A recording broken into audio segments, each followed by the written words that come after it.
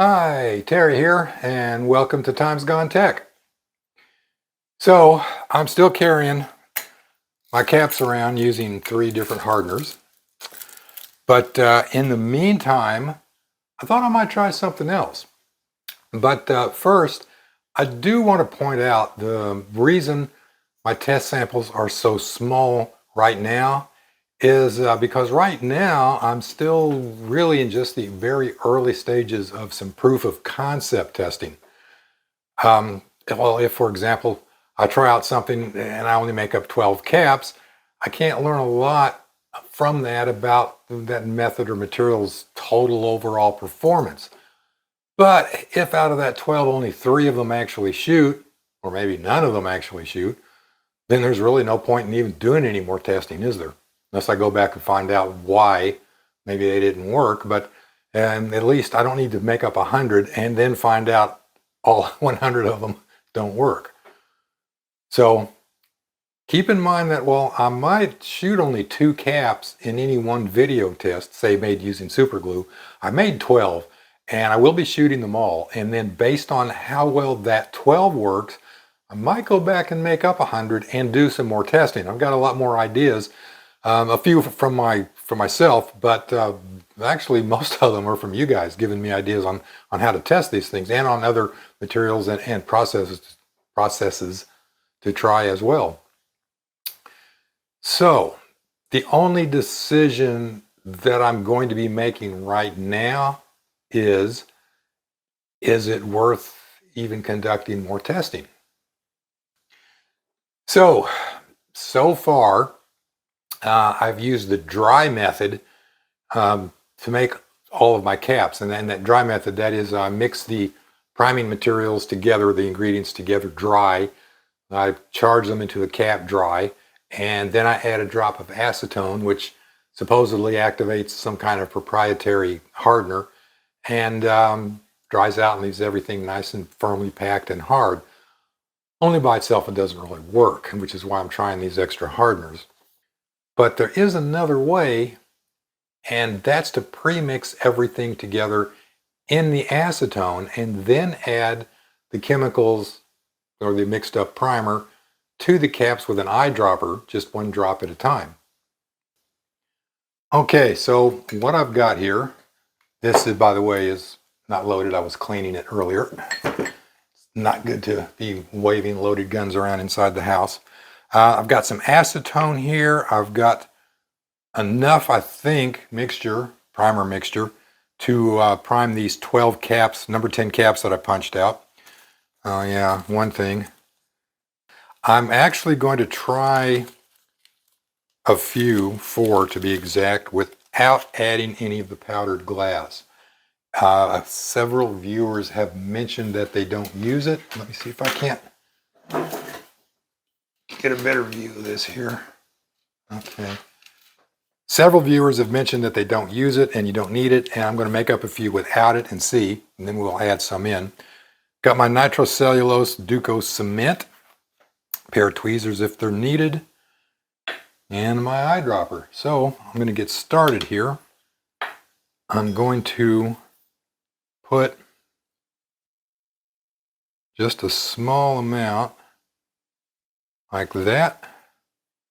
A couple drops in with the primer. Now I'm going to add, let's see, 1, 2, 3, 4, 5, 6, 7, 8, 9, 10, 11, 12, 13, I'll add a few more extra. Okay. So the idea behind this is I'm making up a slurry. You want to get it nice and thick. Now, why 12 drops? Well, that is because I'm making 12 caps, and I would normally put 12 drops of acetone in it, 1 drop in each one. So the idea here is I'm going to try and mix this up so that I'm putting 1 drop in each cap. But this acetone will evaporate very quickly, so I have to add a little more than I need, and I've got to constantly stir it up. Now again, I don't have the glass mixed in with this yet, and I'm thinking if anything settles out, that will probably be what settles out. So first, very quickly here, let's do 4.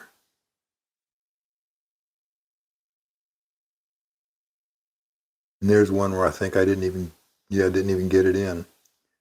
3, 4.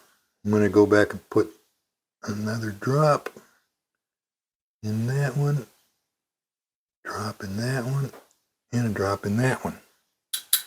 Okay, now I'm going to add the glass. And I just have to remember which ones have the glass and which ones don't. Let's add a little more acetone. It's different if you're making up 100 of these. You would be mixing up a larger batch of primer with more acetone, and you'd have a longer span. You could probably even mix this stuff up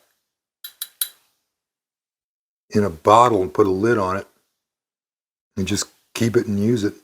That will happen there.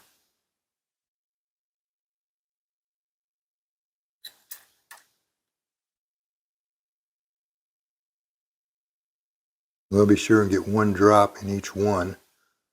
Then I'll go back and put more. I'm about done here.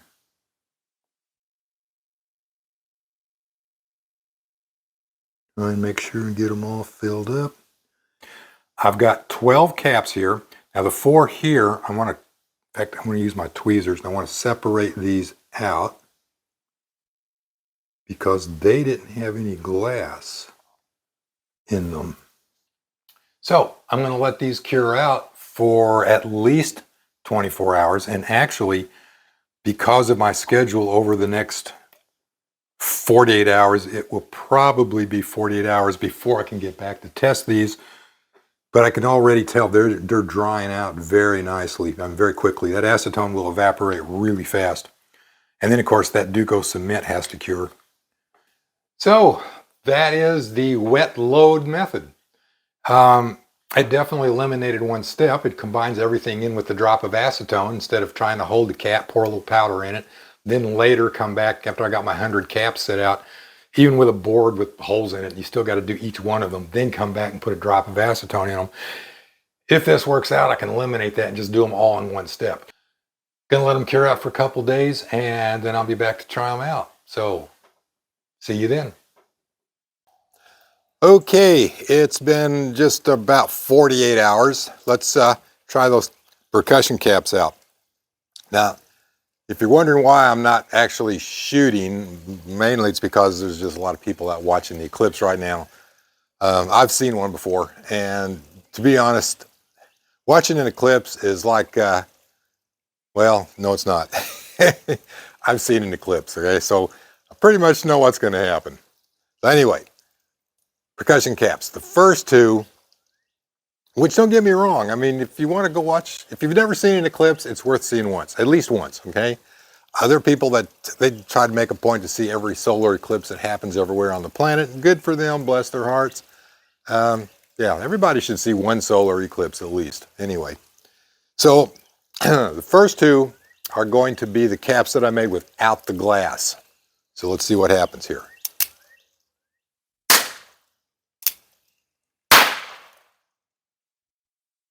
Okay, they fired, but you notice the difference in the sound.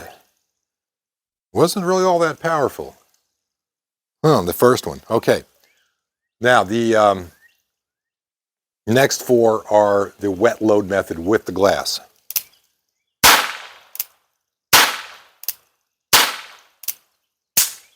Oh, misfire.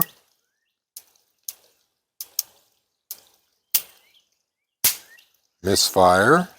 So I think we've got 1 failure.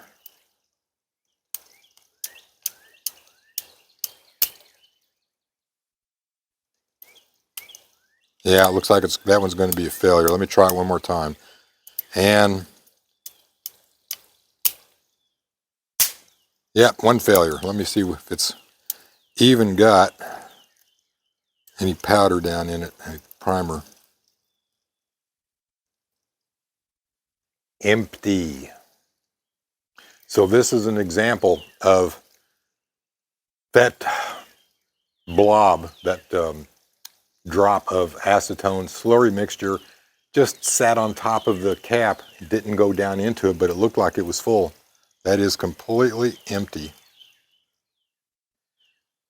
Well, I've got 6 more. Not real encouraging though with this slurry method. I'm not going to give up on it yet though. I've only tried it twice actually, a year apart from each other. So I've actually got something in mind for those other 6. I'm going to test them out, but I want to do something else with them too. So is the wet test method worth testing some more? Yeah, I think it is. We had some pretty good bangs there. A couple of failures. Want to find out why. I'm not going to give up on it just yet, but it's not real encouraging. The dry method seems to be a lot more reliable. So, thanks for watching this quick little test. I'll be back with the wet load method again. It's not done yet, but I'm not real hopeful. So, thanks for watching. If you have subscribed, thank you. If you haven't, I invite you to do so. Wouldn't want you to miss out on any of the upcoming fun, and see you next time.